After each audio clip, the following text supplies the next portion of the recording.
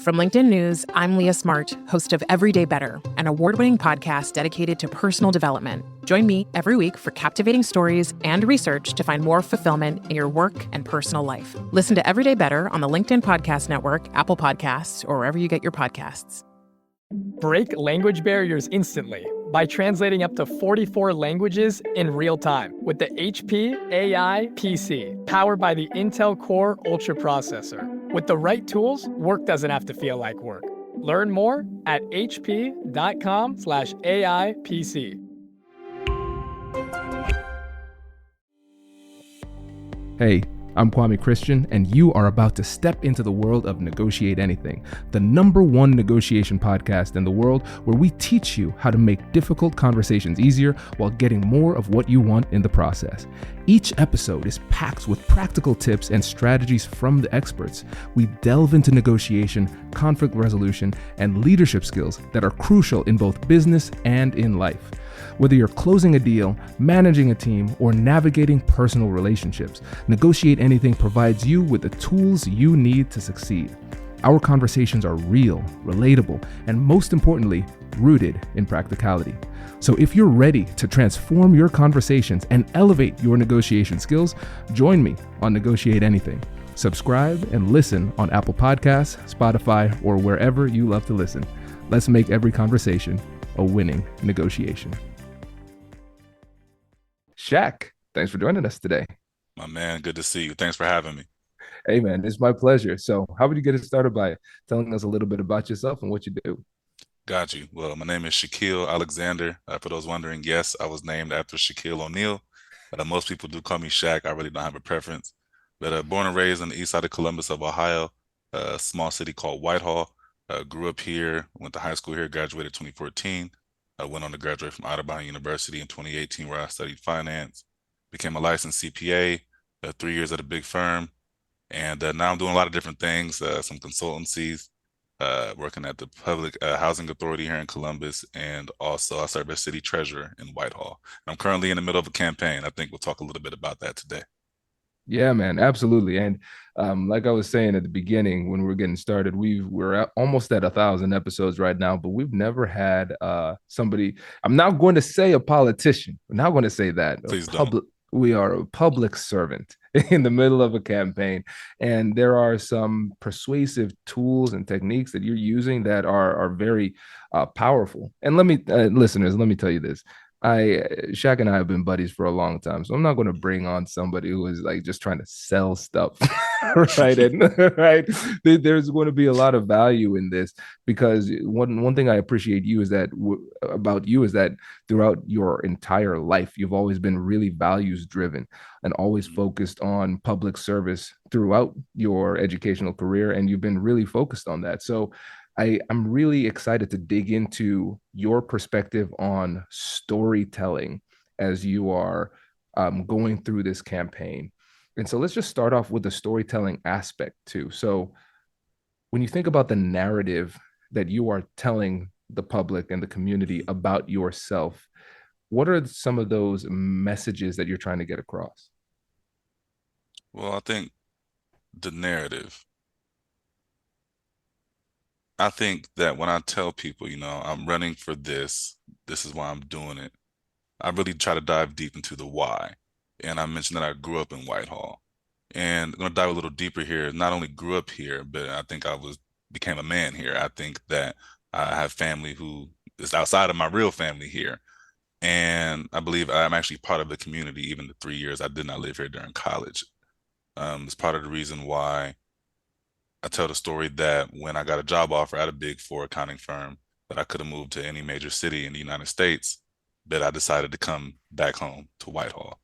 Long story short, I left home at the age of 16, my junior year of high school, and I bounced around for 6 years. Grandma's house, my friend's house, back to my uncle's, back to another friend, lived with my track coach for 3 of those years.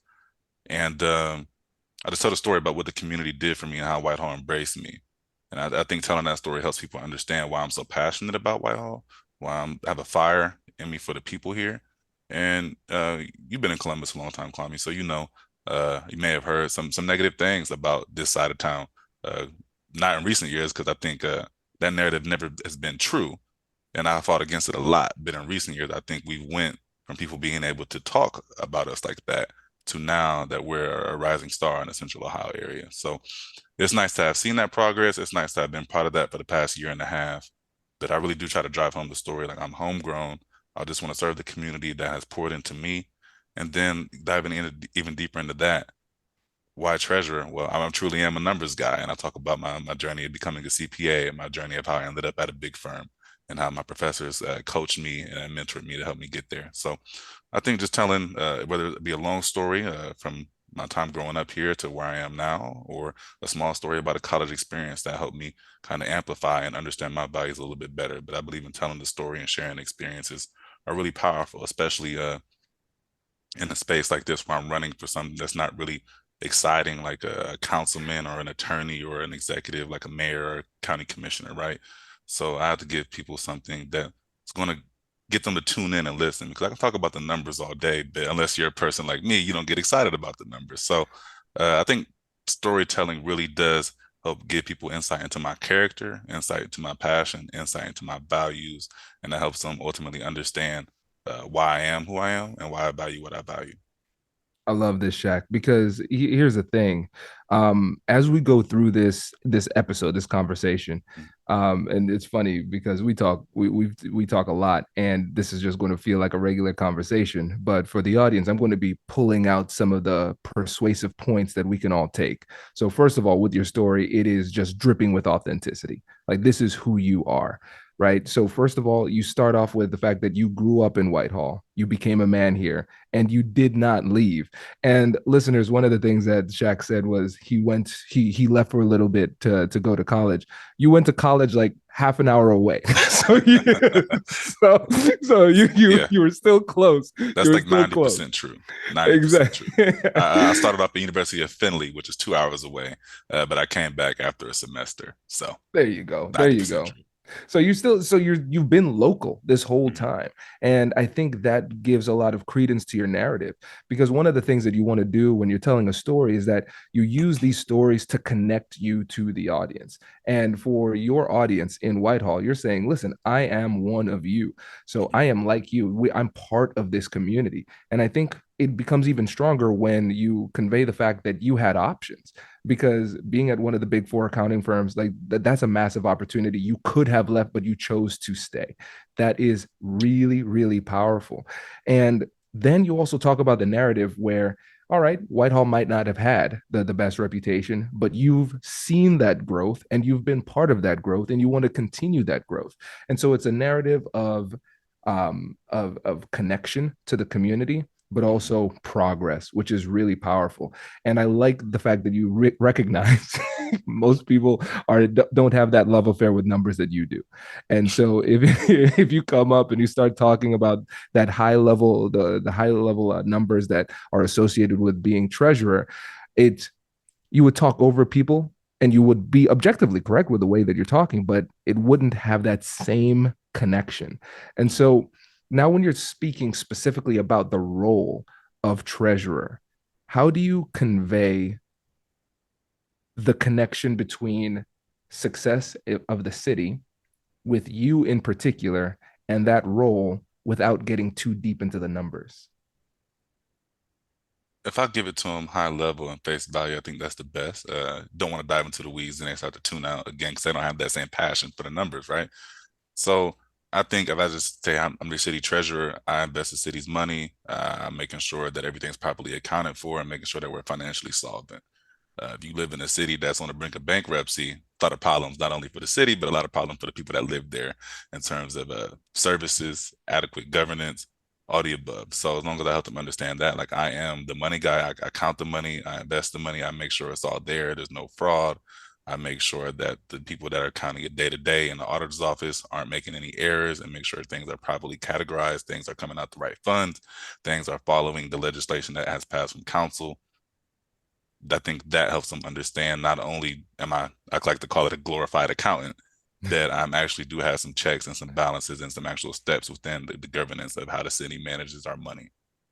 And Absolutely. I make sure I say it's our money, because it's not my money, it's not council's money, it's not the mayor's money, it's our money, because we put our taxes into it every day. So Hello, my friends. Before we get back to today's episode, I want to ask you a question. Have you ever wondered how to elevate your team's negotiation game and how you can help the folks on your team have better, difficult conversations? At the American Negotiation Institute, we offer transformative keynotes and workshops tailored to empower professionals with top-tier negotiation and conflict resolution skills. Whether it's a keynote for your next event or hands-on training for your team, we've got you covered. Don't just negotiate. Master the art with the American Negotiation Institute. Click the link in the description to find out more. Elevate, negotiate, and succeed. Introducing the HP AI PC, your powerful AI assistant. Easily search through personal files, gain valuable insights, and make smarter, more informed business decisions. Unlock the future of work today with the HP AI PC, powered by the Intel Core Ultra processor. With the right tools, work doesn't have to feel like work. Learn more at hp.com/AIPC.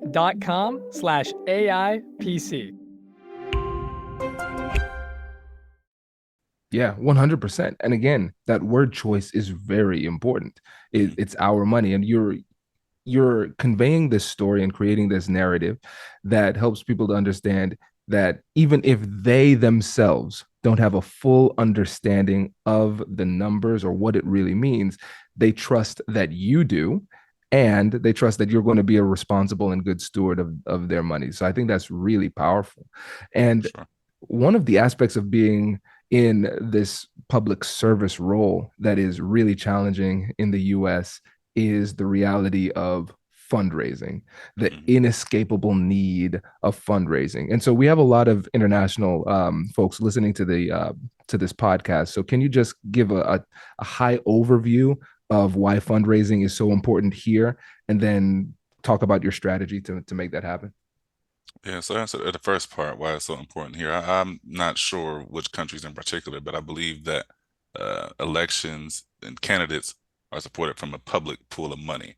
I'm not sure which country that is, but I'm sure, I like to read a lot and some random stuff here and there, but I read that somewhere. I can't remember which country it was, but here in America, you're all on your own. And I think as sad as this may sound, your success in the public sphere, if you're going to run for office, is tied to how much money you can raise. I think there's a very strong correlation there. So campaign, a lot of people are asking, what are you raising this money for? Where does it go? And I'm very clear when I tell them campaigns cost money, whether it's a campaign t-shirt, a poster, a lit piece that I'm passing out to the community when I'm knocking on doors at events, my person that does my emails and my graphics and my branding, I have to pay him for his skills and his time.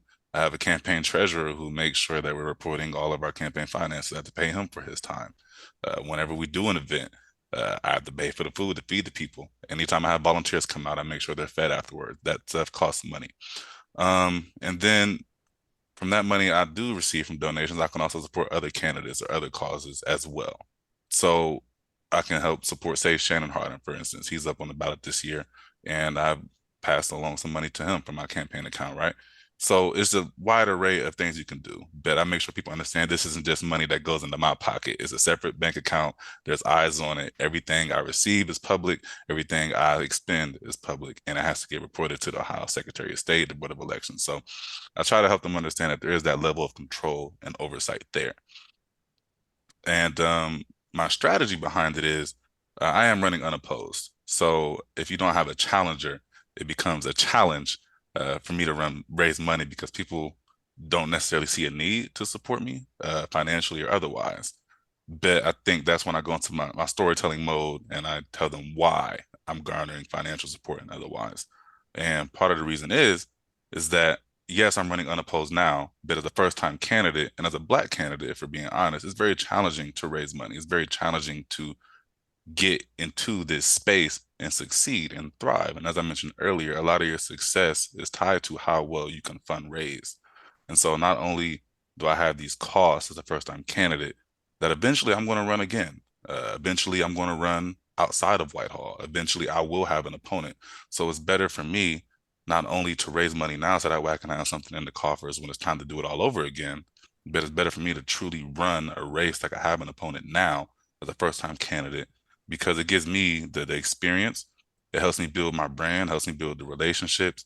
And, if I make a mistake now, I can learn from it without truly falling behind compared to my opponent. So I tell them the story of just why I need to raise money overall, but then why I'm doing it now. And I think we've been fairly successful. We've raised about $30,000 as a first-time candidate in a municipality of about 21,000 people. And I'm a down ticket office. Again, not exciting like mayor. I'm not exciting for the council. I'm not legislating. Again, I am managing the money of the city. So I think all of those things considered, that we've seen a very decent degree of success so far, and it's been working. So looking to close out the last month strong. Absolutely. Well, first of all, congratulations on your win. Thank you. Thank you. We're not done yet. We're not done yet. Not done yet. And second of all, I think this paints a really interesting picture for the audience too, because they're seeing the challenge. Because we're all from time to time confronted with situations where we have to persuade, and there are going to be some times where it seems like the odds are stacked against us, like you said. But you have a really particularly fascinating challenge, because people will look at this and say, why do you need the money? You're going to win. And so this goes back to the storytelling aspect, because they're not just investing for you right now, they're also investing for you in the future. And so again, your story has to be crisp and clear for them to feel comfortable, again, trusting you with their hard-earned cash. For sure. It's not lost on me that these are a lot of people I'm asking for these funds are people I grew up with, people I met in school, a lot of my fraternity brothers, shout out to the Alphas, and people that may not necessarily have, 50, 100, $150 to give at that time. So it's been a challenge trying to stay measured and understand when to ask, who to ask, and how to craft the ask, but then also try to help these people understand, yes, I'm asking you for money. Yes, I'm in a public office, but I'm still Shaq. My number hasn't changed. I don't have a secretary or an assistant. So it's going to be me putting you on the calendar. It's going to be me that when you call my line, whether it's the campaign line or my personal line, it's going to be me on the other side of that. So I try to make sure I maintain that level of interaction with me, not go talk to my team or talk to my guy that manages this. You still get that interaction. I'm still going to come out and kick it with you on the weekends. We're still doing all the same things. So I try to make sure I'm not that guy that's always asking for money, to where they're saying, oh, Shaq's changing. He's becoming part of the machine, or he's a politician now. And a lot of people, not a lot, a few people have called me a politician. And I always correct them, say, no, I'm a public servant. I can politic, but I'm a public servant. So that's just try to drive that fact home. And again, I think that we've seen success through that. And I think having that level of authenticity that I do, and being in a space that's home for me, has helped tremendously. Yeah, man, I love it. And I would be really interesting to see your perspective of really inspiring people to volunteer for you as well. Because as a public servant, you have that challenge of raising money. You have that challenge of getting people to vote for you. But we have volunteers for these campaigns. So there are people who don't get paid and just come out to support you because they believe in you. How do you craft a message that's so powerful for them to feel comfortable to donate the most valuable thing they have, which is their time, to you for the campaign? Yeah, so I'm very blessed and fortunate to have a lot of friends that I'm still very close with to this day that grew up with me here in Whitehall. So, Deshaun Jefferson, that is my guy. I've known him since fourth grade. He's actually my campaign treasurer. And every time I make an ask, hey, brother, we have this event. Can you work the table? Hey, brother, we're actually knocking on doors this Saturday, October 7th. So if you want to come out, let me know, Kwame. Bet. I've always had people like that. My guy Byron from college, my guy DA, met him in middle school here in Whitehall, at Rosemore Middle School. Nicole and Natalie, a set of twins that I met in 8th grade. Their parents are still here. They've been nothing but supportive. So when I make the ask for volunteers, most of the time there are people who've seen the journey and been along the journey with me, and they've answered the call every time. I'm asking fraternity brothers who have seen me grow up from a young college brother in 2017 to an alumni brother now in 2023, 6 years later. So they've seen the growth, they've seen the passion, they understand why I'm doing this. So when I ask them to donate their time, it's not really a big ask for them, because they get it, they've seen it, they've been a part of this. One thing I like to practice in my life is collective success. Anytime I have a win in life, no matter how big or how small, I always bring my people together and we celebrate. And it is a celebration of my accomplishment, yes, but I always bring them together. I want them in the room because I want them to understand the role they played in that. Um, Back in 2015, maybe I had a dream. Just one day I was daydreaming. I was thinking, I've had a lot of people support me financially, putting clothes on my back, roof over my head, give me their time, give me their advice, whatever it may be. And a lot of people I just mentioned, Nicole and Natalie, or their parents, Kimberly and David, or Deshaun and his mom, Wendy, DA and his parents, Katrina and Jerry, they've all poured into me. And so whenever I can, I like to give that back. And they don't expect it. They don't ask for it. It's just something I believe I should do. And long story short, for my birthday this year, I turned 27 in April. I brought my friends out. We had dinner at Lindy's, one of my favorite spots in German Village. And they didn't know I was going to do this, but at the end of the meal, I let them know I was going to pay for everybody. Just the food, not the beverages, because that's a little much. They like to drink. But I paid for everybody. And I'm grateful enough I'm in a position to be able to do that now. But they've seen the moments where I wasn't able to. Mm-hmm. They've seen the moments where I'm like, hey, brother, I'm hungry. Can I come by and get something to eat? Hey, brother, I need somewhere to stay tonight. They've been on the receiving side of a lot of those asks. So now that they poured into me, I want to make sure, again, they're not asking for this, but they get that nice ROI.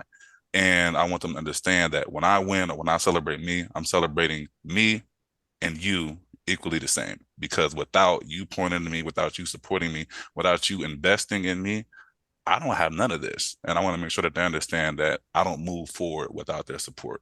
And I think that's a big thing that they all appreciate. So outside of that group, everybody else, I think it's the same approach. I invest in the relationship first, let them know who I am, why I'm doing this. And then I kindly ask them for their time. If they come out, I make sure they're taken care of. Again, I mentioned that after each event I have and volunteers come out, I make sure they're fed. A lot of them decline, but I make sure they know the offer's on the table and they will be taken care of. I think that is something they appreciate a lot. So I think at the end, it boils down to relationship and maintaining those. If somebody does come out and support you, make sure you know how appreciated they are. Take care of them. And for those who can't or those who don't, just keep on pouring into them, keep on making the ads and keep doing what you're doing, stay 10 toes down. And eventually they will support you, whether it's with their time, their talent, or their treasure. Man, that is powerful. And the thing that I love the most about everything that you talked about today, Shaq, is that it was rooted with authenticity and focused on relationships. It's not a tactical type of thing where you're trying to use some mind-bending techniques to get somebody to do something that they genuinely don't want to do. It's just you being a genuinely good person, telling that story authentically, and opening the door for allowing people to support if they want to. I think that's really powerful. And I think that's something that we can all learn from in our own personal lives and professional lives, that authenticity still works. So I appreciate you, man. And before you go, because we're coming up on time here, I want to give you an opportunity again to let the folks know about you, how they can get in touch and how they can support too. Definitely. I appreciate you taking the time today, Kwame. Quick piece, I would just want to say thank you. I really do. It really means a lot. I was thinking about it as I was getting ready to be on this. I remember when I first met you, I think it was like a week before Thanksgiving in 2017. I think Luke Fedlam made the introduction. Yeah, yes. And we sat at, I think it was Brioso downtown, had some coffee. I don't think I was drinking coffee at that point in time, but I think you're delighted to hear that I'm a dirty chai addict now. I get at least every other day I have to have it, if not every day. But I remember you told me, I think the podcast was still in this development stage. I think it was going, but it was still very young. So to be able to sit here 6 years later and be a guest on it and to see just how much the podcast has grown to now you've been number one for the past 4 or 5 years now, I think. And just the work you do, it's kind of surreal to me a little bit, but I do want to say thank you because I remember when you first made the ask of, do you want to come on the pod? I was so hyped and I texted Deshaun like, this brother right here, man, number one negotiation podcast in the world. And he's asking me, do I want to come on? Just that's what relationships are. You cultivate them, you continue to pour into them, and as they grow and develop, these opportunities happen. So I think that ties in to something I said before we started recording, is that things don't just happen, people make things happen. So thank you for having me. I do appreciate it. But to answer your question again, I am Shaq Alexander, Columbus, Ohio native, grew up on the east side in Whitehall. My uncle still lives right around the corner from me. And I'm city treasurer here. I've been in the office for about a year and a half, running for the next term. I'm doing it just because I want to be present, active, and engaged. I moved back to Whitehall about 2.5 years ago. I didn't know what my advocacy and my activism in the city would look like.